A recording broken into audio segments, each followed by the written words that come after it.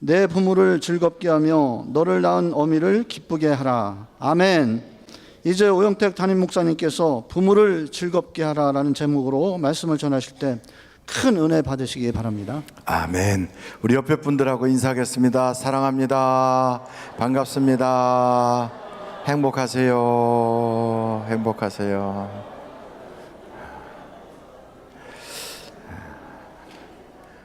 지금은 이제 아이들은 잘 출산을 안 하고, 그리고 어른들은 건강하게 약도 잘 드시고 운동도 잘해서 계속 늙어가고 돌아가시지를 않아요. 그래가지고 저출산 고령화 사회라고 그래요.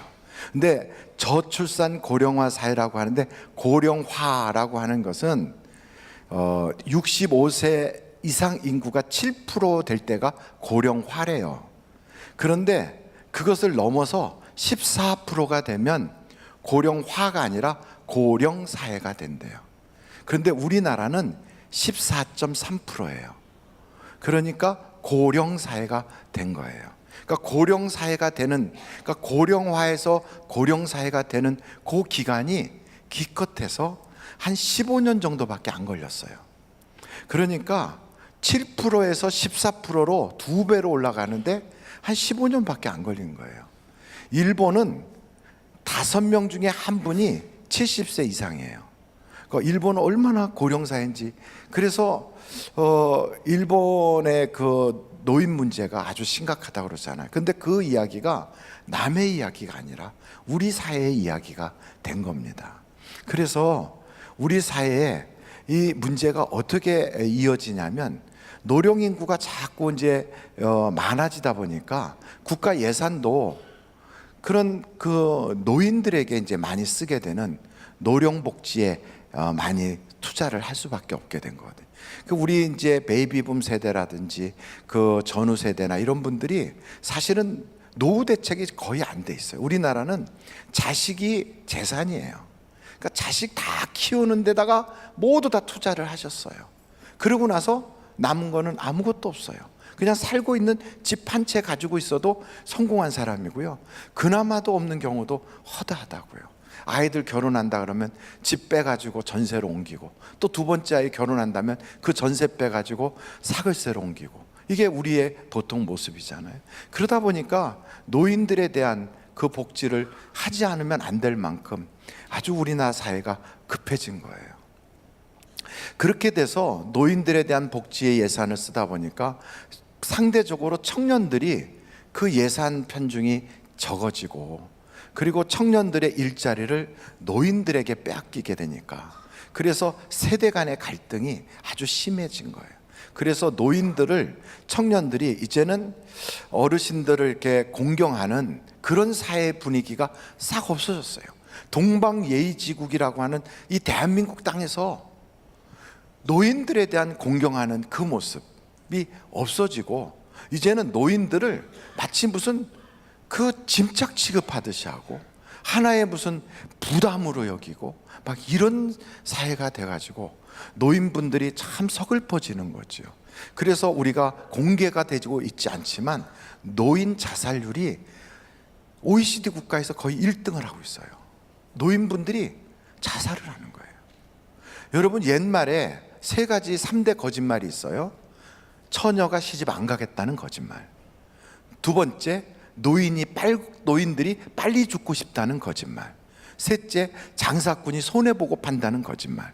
근데 이게 지금은 거짓말이 아니 됐어요. 이게 진짜가 된 거예요. 처녀들 보고 물어보십시오. 시집 가라 그러면 욕인 줄 알아요. 안 가려고 그래요. 나이가 40대가 넘어도 그냥 내가 살 수 있는데 뭐 때문에 남의 아들 내가 고생하며 가서 돌봐줘야 되냐고 안 가려고 그래요. 그리고 장사꾼들도 요즘은 손해를 보더라도 빨리 그 재고품 처분하려고 그래요. 그 노인분들도 오래 사는 게 지옥이라고 빨리 천국 갔으면 좋겠다고 그래요. 그래서 우리 교회 목사님 중에 천국에 잘 보내시는 목사님이 한 분 계세요. 그래서 저는 그분의 별명을 저승사자라고 그렇게 부르는데, 이 저승사자 되신 목사님이 갔더니 그 교구에서 지난주에 그분이 다 담당했는지 모르지만 5군데의 장례식이 있었어요. 5군데.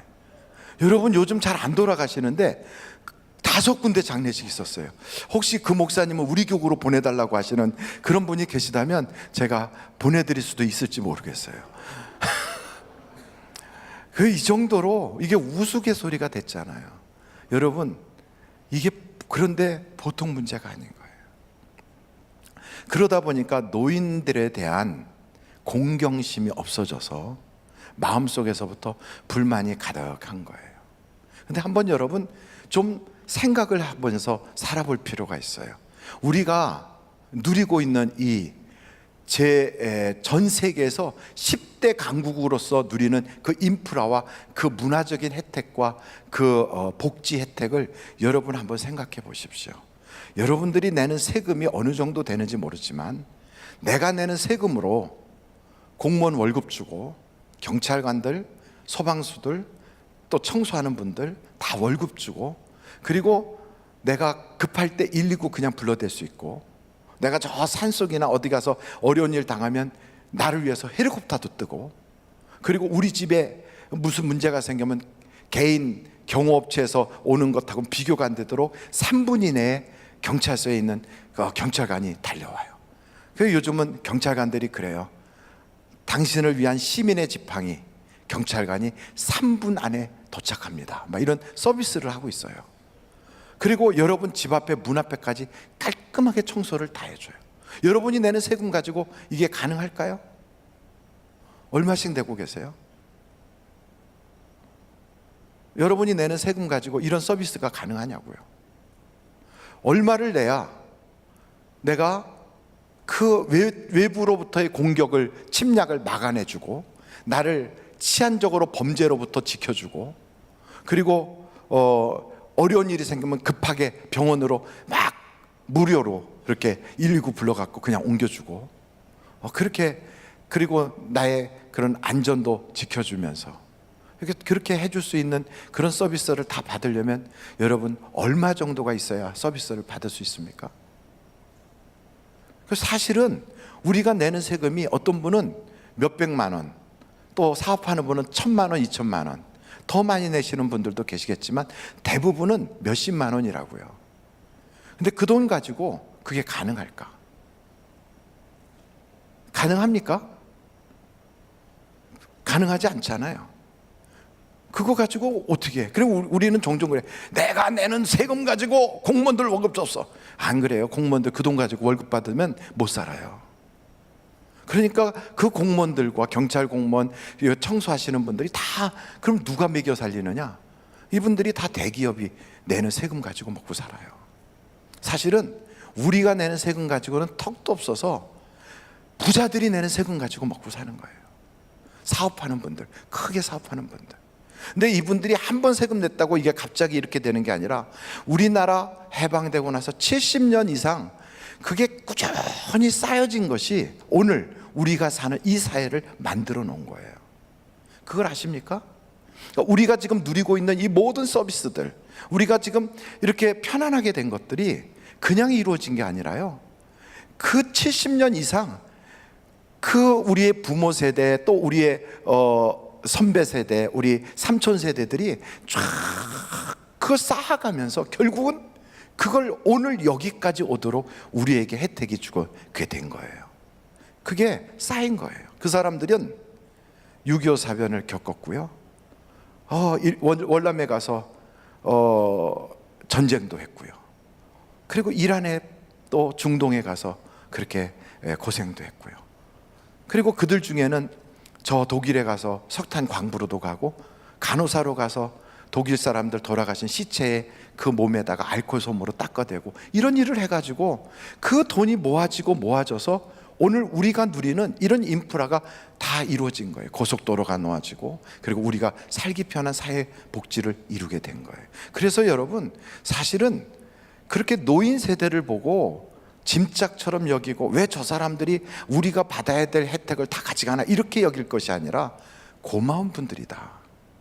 그 세대가 쭉 지금까지 쌓아놨던 그 수고 때문에 우리가 오늘 이런 혜택을 누리고 있구나. 그래서 우리는 감사함을 잊어버리면 안 되는 거예요. 한번 여러분, 내가 혼자 내는 돈 가지고는 어림도 없는 거를 여러 사람이 모아서 내면 그것이 이런저런 일들을 할 수 있게 되는 것처럼 자그마한 회비가 모아지면 큰 일도 할 수 있잖아요. 마찬가지로 여러 사람들이 함께 어울려 살기 때문에 5,100만 이상의 대한민국 인구가 지금 여기서 살고 있기 때문에 우리나라가 5,300인가 뭐 하는 무슨 그 클럽에도 들어가게 되고 5,003만인가? 그래서 3만 불 이상 5천만 이상의 인구가 3만 불 이상 되는 그런 클럽에도 우리가 들어가게 되고, 이런 모든 것이 이루어진 게 우연이 아니라고요. 그러니까 옆에 있는 분에게도 감사해야 되고, 이렇게 많은 세금을 내주는 기업체에도 감사해야 되고, 우리보다 먼저 지금까지 쭉 고생하며 살았던 우리 선진 세대인 우리 아버지 어머니 세대 그리고 어르신들에게 감사해야 돼요. 그렇습니까?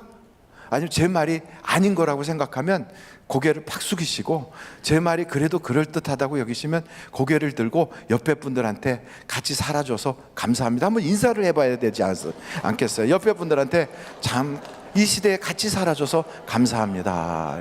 감사합니다. 그래요. 내가 10만 원을 내요. 이 10만 원 가지고는 사실은 그걸 못하지만 10명이 10만 원씩 내면 그게 100만 원이 되지 않겠어요? 그 사람이 1000명이 10만 원씩 내면 그게 훨씬 더 많은 돈이 되지 않겠어요? 그럼 그보다 더 많은 사람이 10만 원씩 내게 되면, 그러면 우리가 알고 있는 그런 경호 시스템 혹은 청소 시스템, 그리고 그런 여러 가지 119 시스템, 우리가 생각지도 못했던 많은 안전 시스템들이 다 구축이 될 수 있다고요. 그래서 우리는 혼자 살 수가 없는 거예요. 우리와 함께 지금 살고 있는 우리 주변에 있는 사람들에게 감사합니다. 그리고 이것을 하루아침에 이룬 것이 아니라 70년이라고 하는 오랜 세월 동안 하나씩 하나씩 이루어가는 동안 먹고 싶은 거 다 못 드셨어요. 쓰고 싶은 거 다 못 썼어요. 그 어르신들이 그동안에 여러분 먹고 싶은 거, 입고 싶은 거, 쓰고 싶은 거 다 쓰면서 그렇게 살았겠어요? 안 그래요. 자식 세대를 위해서 남겼다고요. 안 드셨다고요. 그리고 아끼셨다고요. 그것을 우리가 지금 누리고 있는 거예요. 저는 우리나라와 북한을 딱 비교할 때, 야간에 인공위성에서 찍은 사진을 보면 북한은 깜깜하고 남한은 이제 환한 불빛이 있고, 그것만 보는 게 아니라 대낮에 찍어도요, 북한은 붉으스름하고 남한은 푸르스름해요. 그게 뭐냐면 남한은 나무가 꽉 우거져 있고 북한은 황량한 그냥 그런 땅이에요. 제가 북한의 연탄 보내기 운동 하는 한국일보사에서 300만 장 연탄 보내기 운동을 하는 그 팀에 같이 가입이 돼서, 그래서 300만 장이면 어마어마한 숫자예요. 그 300만 장을 그 현대차에다가 8톤 트럭인가 실어가지고 가는데 끝에서 끝이 안 보여요. 300만 장, 어마어마한 숫자입니다. 그거를 그렇게 싣고 금강산 쪽으로 갔어요. 박왕자라고 하는 분이 피격당했던 바로 그 지역 안에까지 다 들어갔어요. 그래서 들어가서 북한의 산림 녹화와 연탄을 보내야 북한이 나무를 떼지 않고 이 연탄을 뗄 수 있겠다. 그래서 그렇게 보내주느라고 갔었거든요. 고성 간성 쪽을 통해 갖고 그쪽으로 들어갔는데, 그 사람들에게 연탄을 그냥 주고 오면 안 되잖아요. 연탄을 그냥 주면 보나마나 그분들이 연탄가스로 다 돌아가실 거예요. 우리가 옛날에 연탄가스 다 경험 있지 않아요? 아침에 눈 떴더니 해롱해롱해져 가지고 밖으로 나오고, 또 갑자기 어젯밤에 연탄가스로 운명하셨다, 이런 분들이 얼마나 많았습니까? 그래서 우리는 가서 연탄을 그렇게 가지고 가서 못 주겠다 그랬어요. 줄 수 없다. 당신들의 아궁이를 봐야만 줄 수 있겠다. 그래서 아궁이에 두꺼비 집을 탁 얹어놓은 것을 보고 아궁이가 개량된 것을 확인해야만 연탄을 주겠다. 그래갖고 그것 때문에 거기서 한 6시간인가 실갱이를 했어요. 그랬더니 나중에 아궁이를 보여주기로 해서, 그래서 동네로 들어가게 된 거예요. 그쪽 단고기집도 있고 마켓도 있고 무슨 아파트도 있고, 그리고 그분들이 다 같이 사는 그런 공동 마을, 그런 그 농장도 있고 다 들어가서 봤어요. 그곳에 가서 거기서 그분들의 생활상을 다 보는데, 그 마을에 가서 보니까 우리가 가기 전에 그 6시간 동안 뭘 했나 봤더니 우리에게 좋은 거 보여주려고 페인트 칠을 하느라고, 그래서 그렇게 시간을 보낸 거예요. 페인트 칠을 하느라고. 페인트 칠을 한 거예요. 근데 우리가 가서 막상 보니까, 그 여러분 우리가 시골에서 사신 분들 다 아시지만 아궁이가 있는 아랫목과 운목은 바닥을 보면 색깔이 달라요. 아름목은 거무스름해요. 왜냐하면 거기에 불기가 갔으니까. 운목은 허해요. 그래서 아름목처럼 운목도 다 따뜻하게 해지려면 바닥에다가 이불을 깔아놓든지 요를 깔아놔야만 바닥이 다 따뜻하게 가요. 이런 거는 처음 들어보세요? 시골에 사신 분들은 다 아시잖아요. 그 옛날 그 이불 속에다가 밥해서 이렇게 놓으면 따뜻하게, 그래서 어르신들 또 아이들 나갔다가 늦게 오면 그거 따뜻한 밥 주기 위해서 그렇게 하기도 하고 그랬잖아요. 그런데 갔더니요, 아궁이가 있는 곳이나 운목이나 색깔이 다 똑같아. 그 말은 뭘까요? 불기가 없었다는 거예요. 불을 떼지 못하고 사는 거예요. 왜 그랬을까? 산에 나무가 없어요. 더 이상 뗄 나무가 없는 거예요. 그래가지고 금강산을 가서 보시면 금강산 앞에 쪽 관광객들이 지나가는 앞쪽만 나무가 있고 딱 넘어가는 그 뒤로는 그냥 벌판이에요. 그냥 돌이에요, 돌. 아무것도 없어요. 그냥 비가 오면 그래서 확 쓸려 내려가요. 그러니까 토사가 다 그 밭에 논을 다 뒤집어 엎기 때문에 비가 오면 흉년이 들고 비가 안 오면 가뭄이 들고, 그러니까 안 되는 거예요. 왜 그렇게 됐느냐? 이유가 있어요. 우리나라는 해방이 딱 되자 사람들이, 일본 사람들 다 떠나고 나니까 산에 가서 막 나무를 막 잘라가지고 집집마다 나무로 불을 떼기 시작했다고요. 근데 그거를 강제로 산림청에서 아주 완장을 딱 차고 산림청 직원들이요, 경찰들이 체포해 가는 것처럼 수사권을 주고 그리고 기소권을 줘가지고 막 잡아갔어요. 왜냐하면 나무를 못 자르게 하느라고. 산림청에서 나무를 절대로 못 자르겠어요. 그래서 대한민국은 나무 심는 날을 딱 정했어요. 4월 며칠이에요? 이거 봐요, 다 알잖아요. 그날이 무슨 날이에요? 한식이라고 그래요. 그날을 식목일이에요. 그 식목일을 한식이야. 한식. 그 다음 날이 무슨 날일까요? 청명이라고 그래요. 그러니까 한식에 주거나 청명에 주거나 똑같다, 이 말이 그래서 하루 차이라는 말이거든요. 그 식목일이에요. 4월 5일. 우리는 나무 심는 날을 딱 정해놓고 나무를 자르지도 못하게 하고 나무를 뗄감으로 절대로 못 쓰겠어요.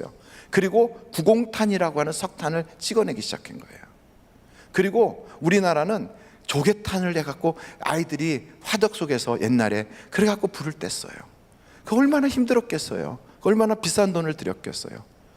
삼표 연탄 이런 게 있었잖아요, 옛날에. 그런데 그렇게 해서 우리는 살림을 보호한 거예요. 왜? 후손에게 좋은 환경을 물려주려고. 안 쓰신 거예요. 그래서 많은 분들이 감옥도 가고, 많은 분들이 그때는 감옥이라고 안 했어요. 징역살이 한다고 그랬어요. 그래서 징역 간 거예요. 그러면서 후손에게 물려줘서 우리나라가 이렇게 살게 된 거예요. 북한은 어떻게 했어요? 다 갖다 떼버렸어요. 그리고 산 꼭대기 위에까지 전부 다 계단식 밭을 다 만들었어요. 그래서 농사를 지으면 많이 지을 수 있도록 그렇게 만들었는데 그게 완전히 그냥 쓸려 내려가서 다 망가진 거예요. 결국은 국가의 부의 차이가 이렇게 커진 거예요. 여러분, 후손을 위해서 남기는 삶과 후손을 위해서 희생하는 삶과 아니면 당대에 다 빼먹어버리는 삶이 이렇게 큰 차이가 있는 거예요. 그래서 우리는 우리 부모님 세대에 감사할 수 있어야 돼요. 그래서 우리가 한번 자리에 계시든 안 계시든 이렇게 손을 한번 모으고 어르신들을 향하여 고맙습니다 한번 해볼까요? 시작. 고맙습니다. 참 고마운 거예요. 그분들이 먹고 싶은 거 다 안 먹고 쓰고 싶은 거 다 안 쓰고 무슨 생각을 하셨냐면, 나는 못 배웠어도 너는 공부를 해야 된다. 나는 학교를 못 갔지만 너는 배워야 된다. 이게 우리 부모님 세대들의 모습이거든요. 그분들은 때로는 글을 몰라요. 그래서 난 놓고 기억자도 모른다는 말이 나올 만큼 헐 고생을 많이 하셨어요. 그러니까 성경책을 제가 처음에 우리 교회 그 목사로 부목사로 왔을 때 신방을 하다 보면 성경책을 이렇게 펴놓고 돌아가면서 한 절씩 읽겠습니다 그랬더니 전도사님 한 분이 저를 툭 쳐요. 왜 치나 그랬어요. 그랬더니 목사님 혼자서 읽으세요 그래요.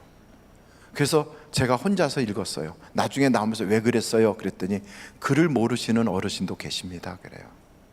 망신 주려고 그렇게 돌아가면서 한 절씩 읽습니까? 그냥 혼자서 읽으시죠. 아니, 한글은 외국 사람들이 말하기를 일주일만 잘 보면 다 읽을 수 있다고 그러거든요. 이것을 못 배울 만큼 그분들이 너무 삶이 힘들었던 거예요. 그렇게 힘든 삶을 사시면서도 자식들만큼은 공부를 시켜야 되겠다. 그래서 대한민국의 대학이 70%가 대학 나온 사람이래요. 여러분, 이런 사회가 어디 있겠어요? 그래서 우리는 그렇게 희생하신 어르신들에 대하여 감사한 마음을 가져야 돼요. 그리고 이렇게까지 우리나라를 일으켜 세우는 동안, 한강의 기적이라고 하는 이 사회를 만드는 동안 삼성, 현대, LG, SK, 대우 뭐 이런 수많은 기업체들 있잖아요.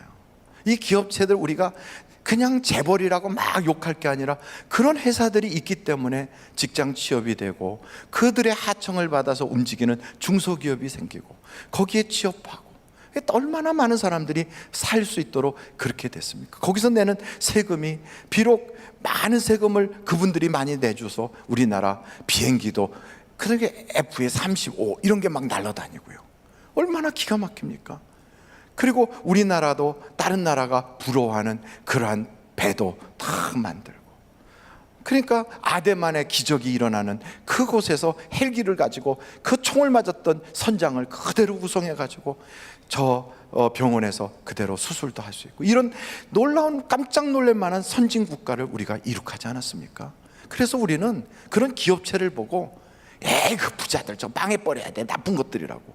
여러분, 그 회사들이 없으면, 능력 있어서 그 회사에 갈 사람들이 어디로 가겠어요? 그러면 그들이 중소기업으로 갈 거예요. 그러면 중소기업에 지금 다니고 있는 젊은 친구들은 어디로 갈까요? 갈 회사가 없어요. 그러면 어떻게 하고 있죠? 그러면 필리핀 같이 되는 거예요. 필리핀이 어떻게 하는지 아십니까? 아침에 들에 이렇게 막 지나다니는데 나와서 앉아 있어요. 남자들이 그냥 눈이 풀린 채로. 저녁에 단기 선교 끝나서 저녁에 돌아갈 때 보면 그때까지 그냥 앉아 있어요. 할 일이 없는 거예요. 꿈도 없는 거예요. 근데 그들이 우리보다 더 잘 살았거든요. 여러분, 필리핀이 아시아에서 두 번째로 잘 살았던 나라예요. 그들이 우리나라가 너무 불쌍해서 우리나라에 기증해서 만들어준 체육관이 있어요. 그 체육관 이름이 뭔지 아십니까? 장춘체육관이에요. 우리는 그나마도 없었어요. 그 필리핀 사람들이 만들어준 거예요. 이렇게 가난한 우리나라를 이렇게까지 우리가 되도록 할 때는 얼마나 많은 기업가들이, 그리고 얼마나 많은 우리의 선배들이 고생했을까. 정말 고생했을 거예요. 중동에 가서 그 모래바람 속에서요, 한 푼이라도 벌려고 그렇게 몸부림치면서 뛰어다니고, 폭탄이 날아다니는 베트남에서도 한 푼이라도 벌어서 한국 발전에 이바지하려고 애를 썼고, 그래서 베트남 전쟁에 가서 죽은 사람이 약 5천 명. 이 어르신들이 그냥 묘비가 쫙 국립묘지에 있다고요. 여러분, 우리는 그런 세대를 향하여 욕할 수가 없는 거예요. 그래서 우리는 눈을 뜨나 눈을 감으나 감사하다, 그리고 생각을 하고 살아야 돼요. 우리나라를 헬조선, 야 여기는 지옥이야, 이렇게 말하는 사람은 세상에 그 어디 갖다 놔도 그 사람은 지옥이에요. 그 사람은 어디 갖다 놔도 쓰레기예요. 왜? 자신이 쓰레기니까, 자신이 지옥이니까 어디다 갖다 놔도 지옥이에요. 그런데 그런 삶을 살면서 감사하다, 행복하다, 복받았다, 우리는 이런 것을 누리게 됐으니 고맙다 생각하는 사람은 어디다 갖다 놔도 그 사람들은 성공할 수 있는 거예요. 감사를 잊어버린 백성은 성공할 수가 없어요. 우리나라가 전 세계 남해 전쟁에 가서 그렇게 많은 사람이 죽은 것은 월남이 처음일 거예요. 5천 명. 그리고 그 모든 희생을 통하여 우리는 경제 개발을 일으켜 세웠어요. 그런데 우리나라가 공산 치하에서 허덕일까 봐 대신 와서 싸워준 미국 사람들은 5만 명이 죽었어요. 대한민국이라고 하는 땅을 알지도 못하는 젊은이들이 이 땅에 와서 5만 명이 죽었어요. 그렇다면 그들에 대해서도 우리는 감사를 잊지 말아야 돼요. 16개 나라 그 젊은이들이 우리나라에 와서 여기서 피를 뿌렸다고요. 터키, 에티오피아, 필리핀, 이런 나라들, 우리가 생각해 보면 지금 우리보다 못 사는 나라라고 하는 그 나라의 젊은이들이 대한민국이 공산국가가 되지 않게 하기 위해서 몰려왔다고요. 그래서 여기서 피를 흘려가며 싸웠다고요. 그래서 우리는 전 세계를 향하여서도 감사합니다를 잊어버리면 안 돼요. 그래서 우리가 선교를 나가잖아요. 단기 선교를 가요. 대한민국이 이렇게 어려움을 당할 때, 우리가 북한으로부터 침략을 당해가지고 주일날인데 6월 25일 주일날 그냥 새벽에 그들이 밀고 들어왔을 때, 준비도 안 된 우리 땅에서 막 그냥 팥죽지세로 밀려나갈 때 유엔을 열어가지고 유엔 안보리에서 한국을 돕자고 결의하는데, 그때 우리나라에 그거 돕는 것을 결의했던 사무총장이 있어요. 그 사람이 이름이 뭔지 아십니까? 우탄트 사무총장이에요. 그 우탄트가 어느 나라 사람입니까? 미얀마 사람이에요. 그러니까 우리가 이런 걸 다 본다면, 지금은 미얀마지만 옛날엔 버마예요. 근데 이런 걸 본다면 우리가 그곳에 가서 선교하고 우리가 그런 나라들을 방문할 때 교만할 수가 없어요. 우리가 오늘 여기까지 오기에는 수많은 사람들의 사랑과 희생이 있었구나. 그래서 믿는 사람이라면, 우리가 정말 복음을, 예수 그리스도의 복음을 받고 우리는 선교사들이 와서 희생하고 젊은이들이 와서 희생한 이 땅에서 우리가 살고 있는 사람이라면 세상을 향해서도 감사합니다 그래야 돼요. 고맙습니다. 그리고 우리 윗세대에 대해서도 고맙습니다, 이걸 잊어버릴 수가 없는 거예요. 그리고 함께 지금 살고 있는 사람들을 향해서도 나 혼자 잘 먹고 잘 살아야지, 앞만 보고 살아야지, 이것은요 정말로 인생을 미련하게 사는 거예요. 함께 살아야 다 같이 잘 살 수가 있어요. 그래서 옆에 사람들 보면서 고맙습니다, 감사합니다 할 수 있어야 돼요. 그런데 여러분, 이런 사회에 애를 안 나요. 애를 안 나요. 우리 권사님들 부탁합니다. 가능하면 하나씩 더 나시길 바랍니다.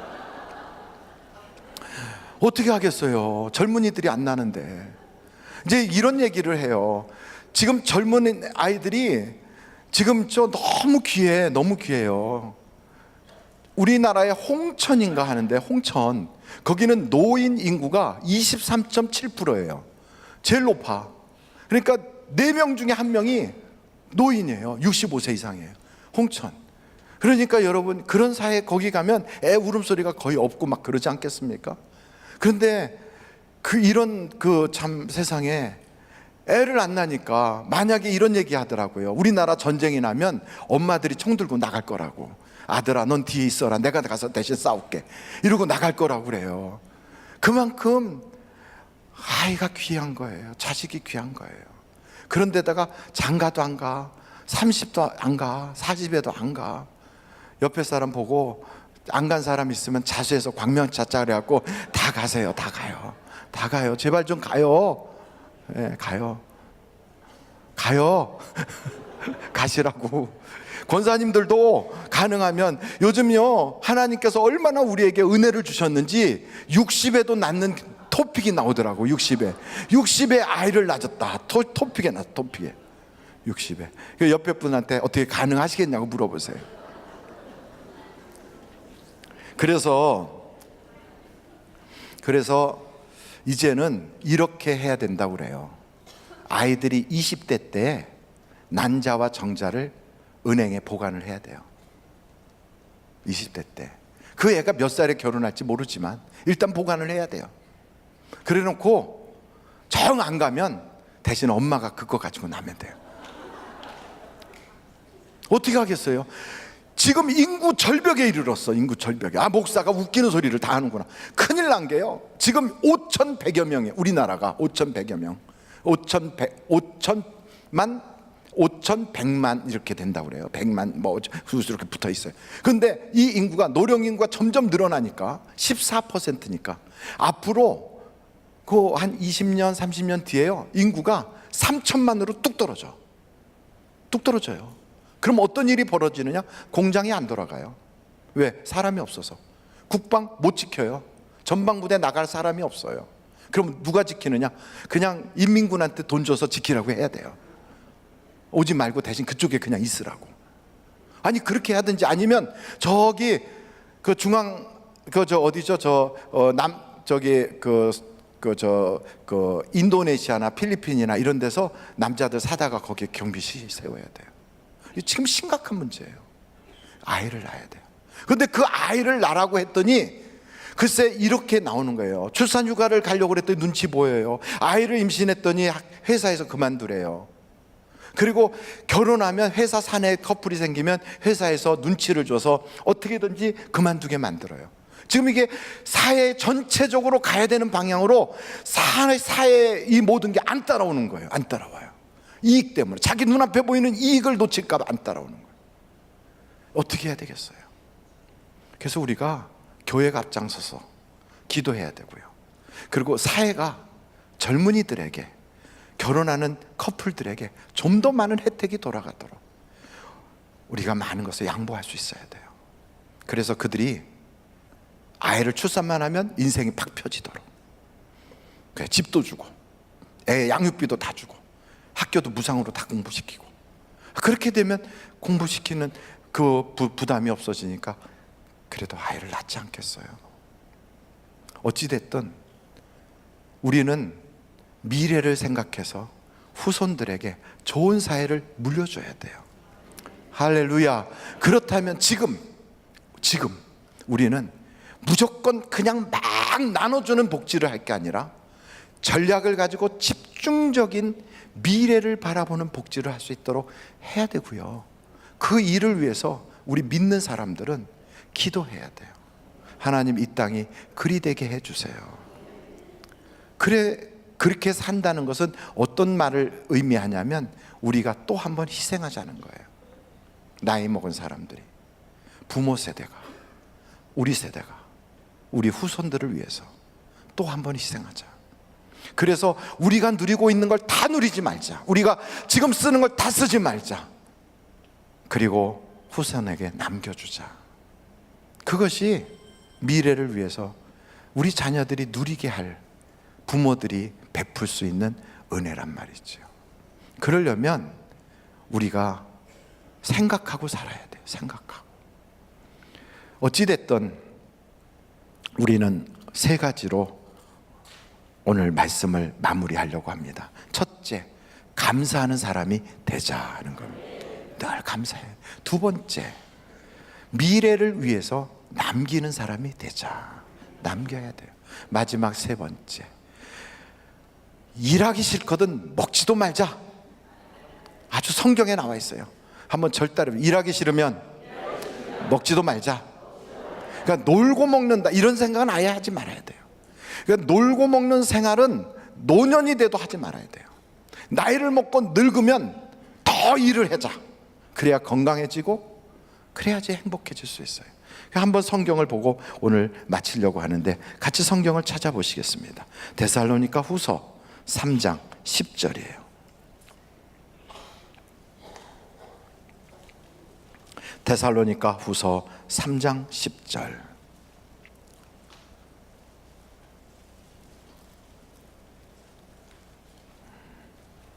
같이 한번 읽어보겠습니다. 시작. 우리가 너희와 함께 있을 때에도 너희에게 명하기를 누구든지 일하기 싫어하거든 먹지도 말게 하라 하였더니. 이게 기독교 정신이에요. 기독교 정신은 우리 일하지 않고 그냥 무상으로 주세요 하는 게 절대로 아니에요. 그것은 우리 미래 세대를 위해서 주자고요.